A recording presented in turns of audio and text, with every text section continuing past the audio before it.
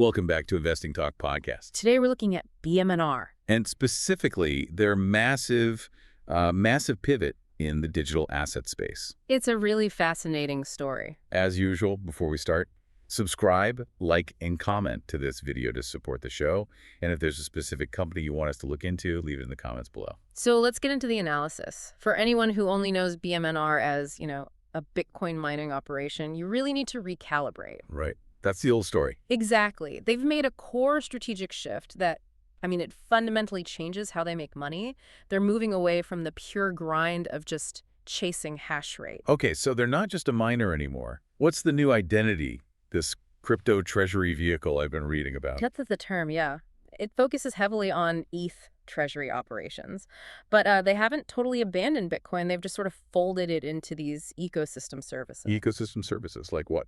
Things like consulting, leasing out equipment, and even managing digital asset treasuries for other companies. So it's about revenue diversification. It's all about diversification. It reduces their exposure to the wild swings that come with just relying on hash rate profitability. But the real headline here, the thing that underpins the whole bull case, is the scale of their Ethereum accumulation. This is where the numbers get a little crazy, right? A little. They're staggering. You look at their filings, and they are closing in on 4 million Ethereum tokens. 4 million. 3.97 million ETH as of mid-December 2025, to be precise. And this isn't just, them buying it on a whim. No, this is strategic. Deeply strategic. They have a publicly stated goal. They are aiming for 5% of the entire Ethereum supply. 5% of the total supply. Just let that sink in for a second. That's a huge market share they're targeting. It's a deliberate move toward dominance. Yeah. And it is a big if they pull that off, it just completely changes the game. Because it positions them for massive staking revenue down the line. Exactly. Once their infrastructure for staking is fully rolled out, they go from just holding an asset to generating a consistent passive yield from it. And that changes the entire valuation thesis. Okay, but a great strategy doesn't mean much without the operational chops to back it up. What's their moat? What makes them think they can pull this off? Well, their competitive advantage really comes from two things. First is that aggressive accumulation we just talked about. And second is the proprietary tech they brought over from their mining days. You're talking about the immersion cooling. That's the one. And for anyone listening, this isn't just a buzzword. Immersion cooling literally means they submerge their computer hardware in this special non-conductive liquid. Which is way more efficient than just using fans. Massively more efficient. It directly lowers their operational costs. And more importantly, it extends the life of the hardware. So they're using this high-tech efficiency to support a high-volume treasury strategy. Okay, that makes sense. But that brings us to what I thought was the most surprising detail from all the research, the actual company structure. I think I know what you're talking about. You hear about a company managing a treasury this big. You picture, a skyscraper? Hundreds of employees. Right. But BMNR is incredibly lean. The reports all confirm it. They're operating with only 3 full-time employees. Wait, hang on. 3? Just 3 people? 3! Think about that. Managing nearly 4 million ETH with a team that small. How is that even possible? As an investor, that sounds both genius and, frankly, a little terrifying. How do they run sites in Trinidad, Texas, and Kentucky with just 3 people? It's all about automation and focusing on software management, not manual labor.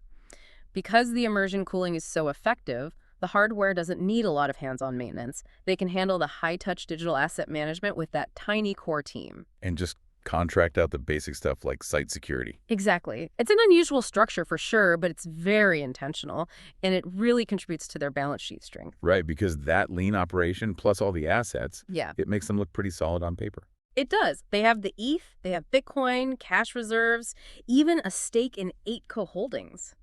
The result is high liquidity and very little reliance on debt. Which is a huge plus in this sector. So what are the analysts saying? The price targets I saw looked pretty optimistic. They are. We're seeing targets floating around, $47 to $60? That's all based on the expected earnings expansion from that future staking revenue. But we have to ground that in today's reality. The current PE multiple is pretty high. 36.7x. It is high. That suggests a lot of that future growth is already priced in. They absolutely have to hit their targets to justify that valuation. The market's giving them the benefit of the doubt for now. Okay, so let's shift to the market. What's the chart telling us? Well, technically, the stock seems to have found a floor around the $30 mark after that 6.59% dip we saw mid-December. Right, some are calling that a buyable base. I've seen some technical analysts pointing to a potential cup and handle forming. You're also seeing higher lows, which makes sense for a stock that's so sensitive to the price of ETH. But, and this is a big but, the overall technical picture is really mixed. How so? If you just look at the short-term indicators, they're basically screaming, strong sell, so if you're a casual observer, you might just move on. Okay, but I've also seen talk of, what was it? Hidden bullish divergence. Yeah. I'm always a little skeptical of things like that. Isn't that sometimes just analysts trying to find a bull case in a bad chart? That's a fair challenge, and usually I'd agree. But what's interesting here is that it seems to be tied directly to institutional flow. We're seeing big players stepping in on these dips. Who are we talking about? The report specifically mentioned ARK Invest. They've been making some pretty significant buy-the-dip purchases recently. Okay, so the smart money is betting that the short-term technical noise is just that noise. That seems to be the bet. That consistent institutional buying, plus the ETH sensitivity, is setting the stage for what could be a golden cross. All right, so for anyone new, a golden cross is when the short-term moving average, like the 50-day, crosses up over the long-term one, like the 200-day. And it's seen as a really powerful confirmation of a long-term upward trend. It's a key signal everyone is watching for here. Okay, so a complex but potentially bullish technical setup. Let's talk about the other side of the coin, the bear case. There's a huge risk looming, isn't there? A massive one. And it's all centered on what's happening in January. Dilution. The number one risk here is absolutely massive dilution. The company is holding a proxy vote on January 15th, 2026 to authorize get this, 50 billion share increase. 50 billion. Well, With a B, that's an astronomical number. That would just crush existing shareholders. it's terrifying if you're worried about your ownership stake being watered down, and this is the core debate right now. Is it short-term pain for long-term gain? So the company's argument is that they need this capital to hit their big targets. Right. They're saying they need the flexibility to raise money to get to that 5% Ethereum supply goal and build out the staking infrastructure.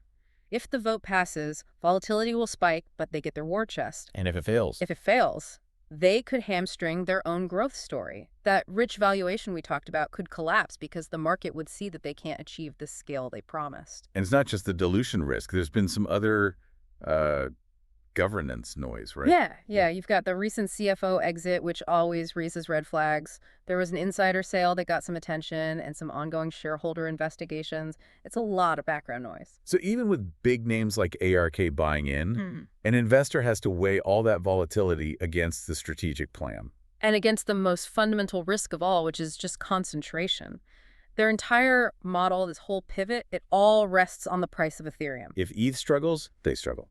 Simple as that. Exactly. If Ethereum's price falters, the whole BMNR thesis falls apart with it, no matter how efficient their operations are. So let's put it all on a calendar. When does this all come to a head? The big date to circle is January 15th, 2026. The annual shareholder meeting in Las Vegas. That's the vote? That's the vote. On the 50 billion share increase, on director elections, all of it. It is the single biggest near-term volatility driver. The outcome pretty much dictates their future. And beyond that meeting, what are the other catalysts? Well, operationally, the consensus is expecting earnings beats. That's mainly based on their momentum in ETH accumulation. If they keep stacking, the numbers should look good. And then there's the macro environment. Right. You can't ignore the macro tailwinds. If we see a broader crypto rotation, especially if we get those rate cuts everyone is hoping for, that could really light a fire under a name like this. An ETH rally would boost their treasury value and their future staking yields. Okay, so to wrap this all up for you listening, BMNR is making a huge calculated bet. They're asking investors to accept some serious short-term risk, that big vote on January 15th for the chance at massive long-term growth. And your investment horizon is absolutely crucial here. You could play this as a short-term trade into that meeting. Or it's a multi-quarter hold where your thesis is based on them actually executing the staking rollout and the macro environment turning favorable. It's a high-risk profile, no doubt, but the potential upside is just as dramatic. The final thought I'll leave you with is this. BMNR is trying to do something very few companies pull off. They're trying to completely change their identity from a simple commodity producer to a sophisticated yield-generating crypto treasury. If they navigate this vote and actually hit that 5% ETH target and do it with a 3-person team, The reward could be incredibly asymmetric compared to their old mining peers. It is a fascinating high-wire act to watch. Make sure you subscribe so you don't miss our analysis of what happens after that critical January vote.